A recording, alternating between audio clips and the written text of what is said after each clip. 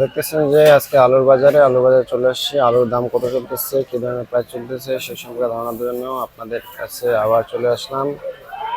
এই যে আপনারা দেখতেছেন এখানে আলু রয়েছে, আলু কত করে চলতেছে সে সম্পর্কে ধারণা দেবো। যে আলু বর্তমানে এটা হচ্ছে সাদা আলু, এটা চলতেছে আপনার 70 টাকা। এই যে লাল আলু এখানে এটাও 70 টাকা। এটা হচ্ছে ইন্ডিয়ান পেঁয়াজ। ইন্ডিয়ান পেঁয়াজ ওগুলা হচ্ছে ভারত থেকে আসে থাকে। এটা অন্যান্য পেঁয়াজের তুলনায় কিছুটা দাম কম। এই যে আপনারা দেখতেছেন এটা হচ্ছে 130 টাকা কেজি। অন্যান্য দিনের তুলনায় কিছুটা দাম অপরিবর্তিত বা কমেও নাই বাড়েও নাই। আপনারা জানেন যে কয়েকদিন আগে পেঁয়াজের দাম বাড়ছে। এখানে পাশে আরো এক প্রকার পেঁয়াজ রয়েছে, সেটা হচ্ছে কিছুটা নষ্ট হয়ে গেছে, এটা এর কারণে দাম কিছুটা কম। সেটা সাধারণত আপনার 100 টাকার মধ্যে দিয়ে থাকে বা 80 বা 90 টাকাও দিয়ে থাকে মাঝে মাঝে।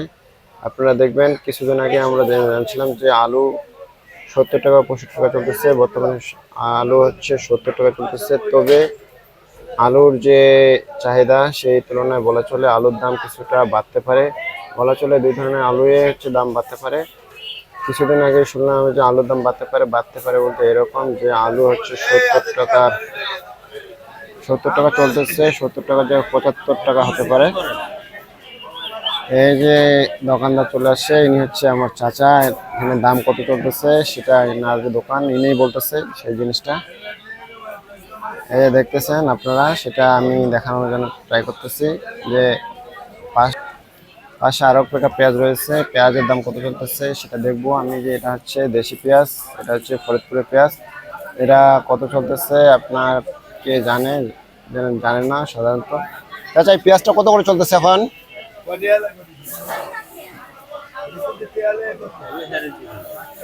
এই যে পেঁয়াজ উনি বলতেছে 150 টাকা চলতেছে। সেহেতু আপনারা জানেন যে আর পাশে যে রসুন আছে, রসুনও দামও মোটামুটি অনেক বেশি। সেহেতু আপনারা যদি কারো কিছু জানার ইচ্ছা থাকে তাহলে আপনারা আসতে পারেন বা বলতে পারেন। সেহেতু যদি জানার প্রয়োজন হয় তাহলে আমি পরবর্তীতে আবার জানানোর চেষ্টা করব যে কত চলতেছে, কি ধরনের দাম চলতেছে।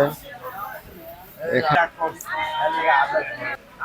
পার্শ্ববর্তী এটা হচ্ছে বাজার, রায়ের বাজার। এখানে অন্যান্য দোকানের তুলনায় অনেক, এখানে অন্যান্য বাজারের দাম রয়েছে। সেহেতু এখানে আপনাদের যদি কারো প্রয়োজন হয় তাহলে আপনারা আসতে পারেন। এটা হচ্ছে রায়ের বাজার মার্কেট।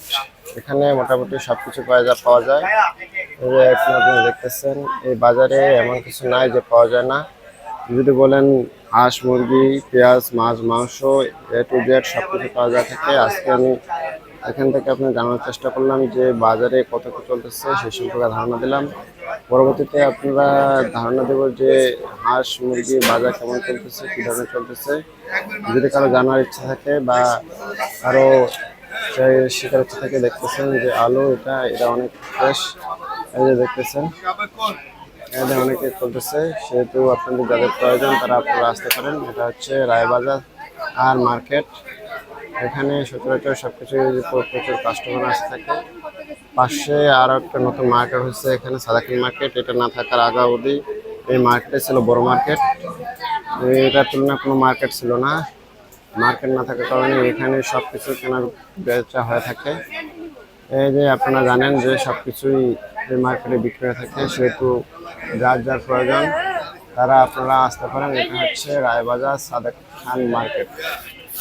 সেহেতু আপনারা বুঝেন যে কেমন দাম চলছে, কী ধরনের দাম চলছে। আমি সে সম্পর্কে ধারণা দেওয়ার জন্য চেষ্টা করলাম। পরবর্তীতে আপনারা যদি কারো কোনো কিছু জানার ইচ্ছা থাকে তাহলে জানায়েন, আমি সে সম্পর্কে ধারণা দেওয়ার চেষ্টা করে থাকবো।